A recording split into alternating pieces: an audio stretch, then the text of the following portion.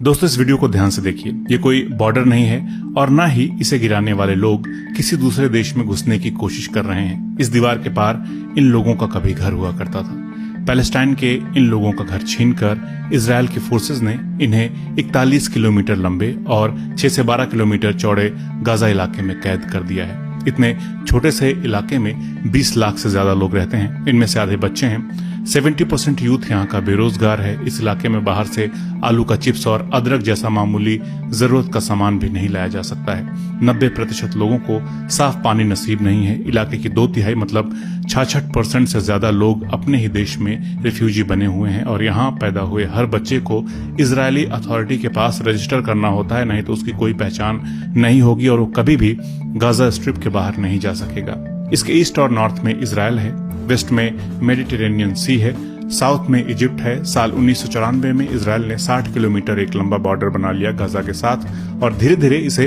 Upgrade करता रहा। इस बॉर्डर की दीवारें 7 मीटर से भी ज्यादा ऊंची हैं। इसमें सेंसर लगे हुए हैं, रिमोट कंट्रोल मशीन गन लगी हुई है और कोई सुरंग न बना सके इसलिए बहुत गहरे खोद कर दीवारें बनाई गई हैं। ऐसा नहीं है कि वेस्ट की तरफ समुद्र है तो वहां से गाजा के लोग आ जा सकते हैं, सामान ला सकते हैं, बिजनेस कर सकते हैं, बल्कि उसे भी इजराइल कंट्रोल करता है। पिछले 16 सालों से इजराइल ने गाजा के लोगों को इस इलाके में कैद करके रखा है। इस बॉर्डर की वजह से गाजा के लोगों का मेडिकल ट्रीटमेंट भी बमुश्किल हो पाता है, क्योंकि वेस्ट बैंक के इलाके में गाजा के मुकाबले स्थिति थोड़ी बेहतर है, लेकिन वहां जाने के लिए भी सिक्योरिटी चेक से गुजरना पड़ता है और अक्सर लोगों को मायूस होकर वापस लौटना पड़ता है।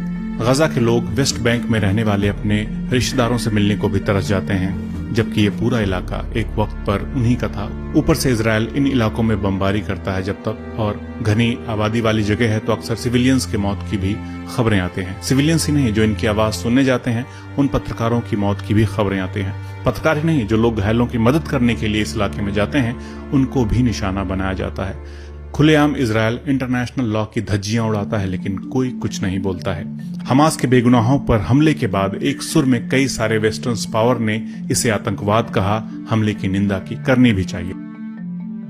इतने बेगुनाह लोग मारे जा रहे हैं वो हम आप लोग देख ही रहे हैं, लेकिन इस हमले के बाद क्या होगा? और लोग गाजा पट्टी में हथियार उठाएंगे, हमास और मजबूत होगा, फिर इजराइल और भयंकर तरीके से इन पर अटैक करेगा और मासूम लोग मरेंगे और ये साइकिल चलता रहेगा जैसे ये साइकिल चलता आ रहा है। लेकिन आतंकवाद, फ्रीडम फाइटर सही गलत के चश्मे से हटाकर देखिए कि असल समस्या क्या है और कौन इसे रोक सकता है। जब हमास नहीं था तब क्यों पैलेस्टाइन के लोगों को निशाना बनाया जाता था? क्यों हजारों की संख्या में पैलेस्टाइन के लोगों को जेलों में रखा गया है? कहा जाता है कि इजराइल मिडिल ईस्ट का इकलौता डेमोक्रेटिक देश है, लेकिन जब पैलेस्टाइन में चुनाव हुए तो उनकी सरकार को मान्यता क्यों नहीं मिलती? यूएन का प्लान क्या था और किसने किसकी जमीन हड़प ली है? आइए इस वीडियो में समझते हैं डिटेल में। दोस्तों, मेरा नाम रोहित उपाध्याय है। हजारों साल पहले जहां आज इजराइल है वहां एक इलाका होता था केनान नाम का। उस इलाके में यहूदी धर्म को मानने वाले लोग रहते थे और ये रीजन किंगडम ऑफ जूडा के अंदर आता था। लेकिन 586 BC यानी कि बिफोर कॉमन एरा में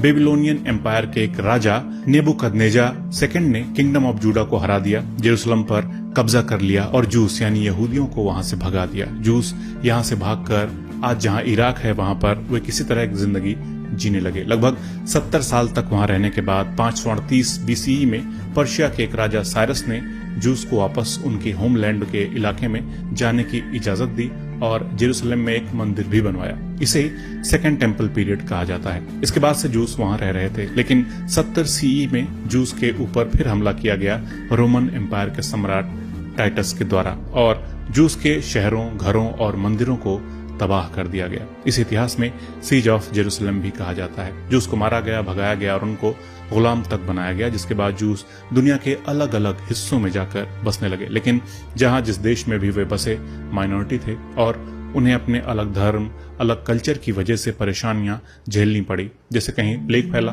तो इसका जिम्मेदार वहां रहने वाले जूस को बताया गया। आपको याद होगा हमारे यहाँ भी कोरोना के वक्त कुछ लोग माइनॉरिटीज को जिम्मेदार मान रहे थे, तो जूस अलग अलग देशों में रहने लगे और क्योंकि उनके पास जमीनें तो थी नहीं तो उनके पास व्यापार करने के अलावा और कोई चारा नहीं था रोजी रोटी कमाने का।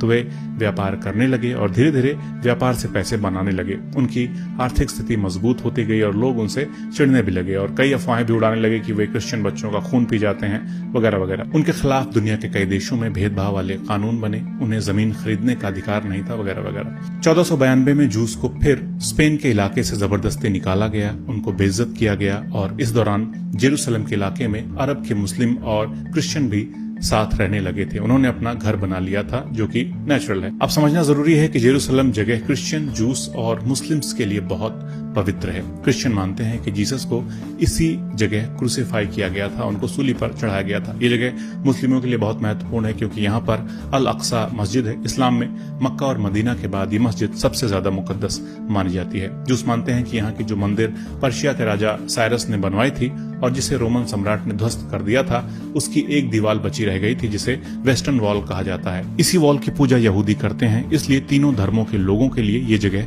बहुत इंपॉर्टेंट है। तो वापस आते हैं 1492 में स्पेन से जूस निकाले गए। उस वक्त तक पैलेस्टाइन का इलाका ममलूक सल्तनत के अंडर था। फिर 1516 में पैलेस्टाइन की जमीन ऑटोमन एम्पायर के कंट्रोल में आ गई।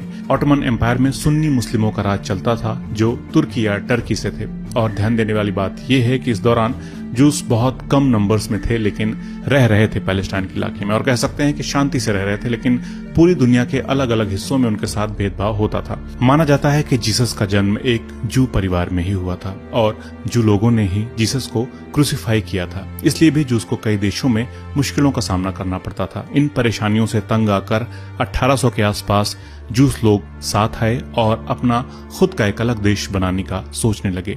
इसी आइडियोलॉजी को जायोनिज्म कहा जाता है। साल 1897 में स्विट्जरलैंड में जायोनिस्ट कांग्रेस ऑर्गेनाइज किया गया और तय किया गया कि पैलेस्टाइन के इलाके में वे अपना देश बनाएंगे। इसके बाद धीरे धीरे पूरी दुनिया से जूस पैलेस्टाइन के इलाके में मूव करने लगे। उधर पैलेस्टाइन में रह रहे अरब मूल के बहुत लोग भी ऑटोमन एम्पायर से तंग आ चुके थे क्योंकि उन्हें भारी टैक्स देना पड़ता था। पूरा राज तुर्की से ही चलता था। तुर्की और अरबी मुस्लिमों के कल्चर, लैंग्वेज में बहुत अंतर था, तो वे अपने को अलग थलग महसूस करने लगे थे। 1914 में वर्ल्ड वॉर 1 की शुरुआत होती है और ऑटोमन एम्पायर के खिलाफ यूके और फ्रांस लड़ रहे होते हैं। ये दोनों देश अरब के अलग अलग ग्रुप्स को जो ऑटोमन एम्पायर से नाराज थे उनको बगावत के लिए उकसाते हैं, सपोर्ट करते हैं और उनको सपने भी दिखाते हैं कि ऑटोमन एम्पायर की हार के बाद उन्हें आजादी मिलेगी और वो अपना एक अलग देश बना सकेंगे जिसे अंग्रेज और फ्रेंच सपोर्ट करेंगे। इसी दौरान अंग्रेज और फ्रेंच मिलकर एक दूसरा वादा करते हैं जूस से कि अगर जू कम्युनिटी जो कि पैसों से मजबूत थी, दुनिया में इन्फ्लुएंशियल थी, खास करके अमेरिका में, अगर वो उनको सपोर्ट करेगी तो अंग्रेज जूस के लिए पैलेस्टाइन इलाके में एक अलग देश की मांग को सपोर्ट करेंगे, अलग देश बनवा देंगे।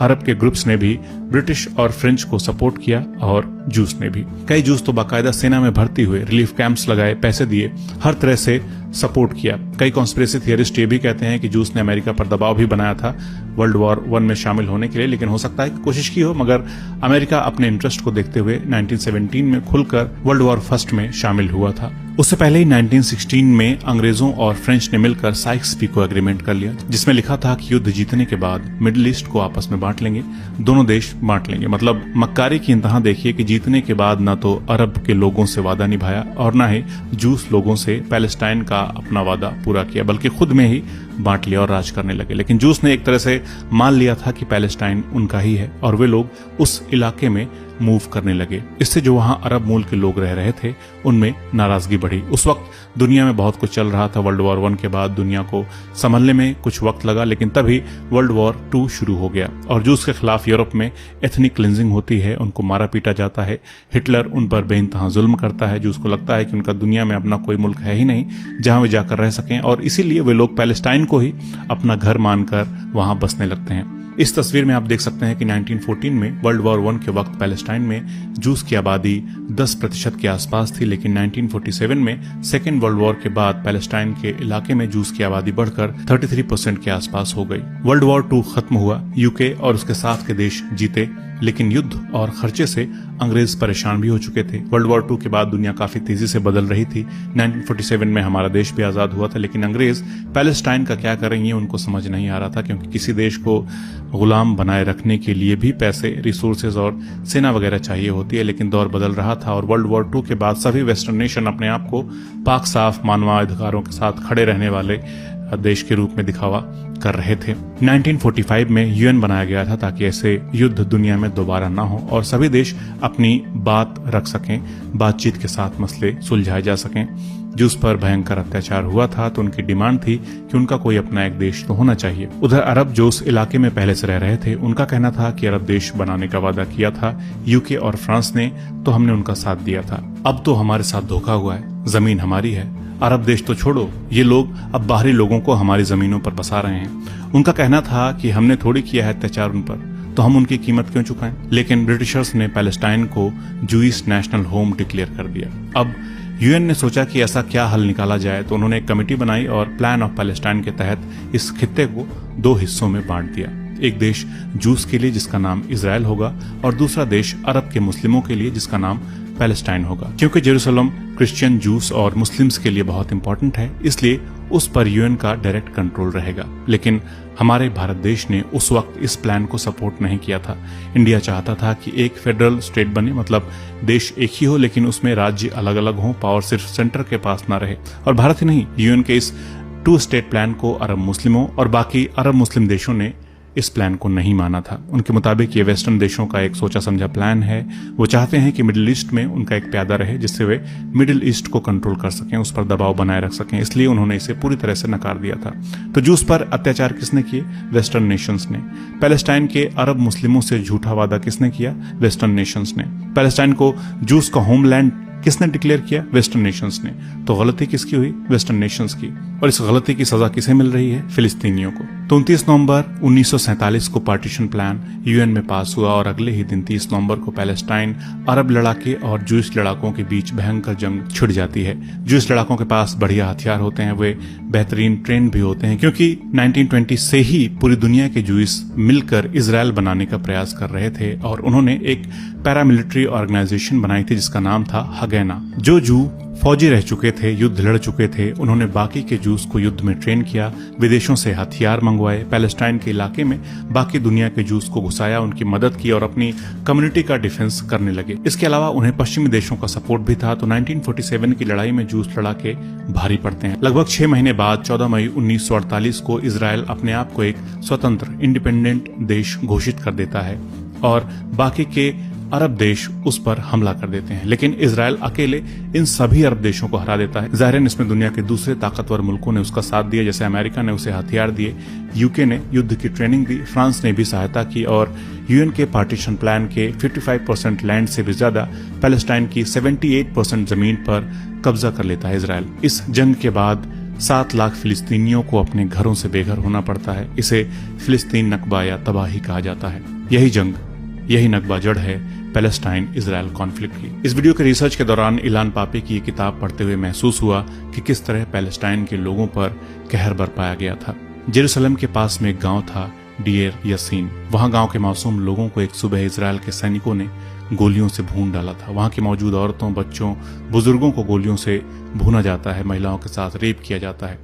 इस घटना के बाद बहुत सारे फिलिस्तीनी अपना घर छोड़कर चले जाते हैं और 9 साल बाद अरब देशों का वो शक भी सच साबित हो जाता है कि इजराइल को बनाना एक सोचा समझा प्लान था वेस्टर्न कंट्रीज का। इस एपिसोड में हमने देखा कि कैसे बना इजराइल और क्या है इजराइल पैलेस्टाइन विवाद। अगले एपिसोड में हम जानेंगे कि कैसे इजराइल ने ही हमास को बनाया था।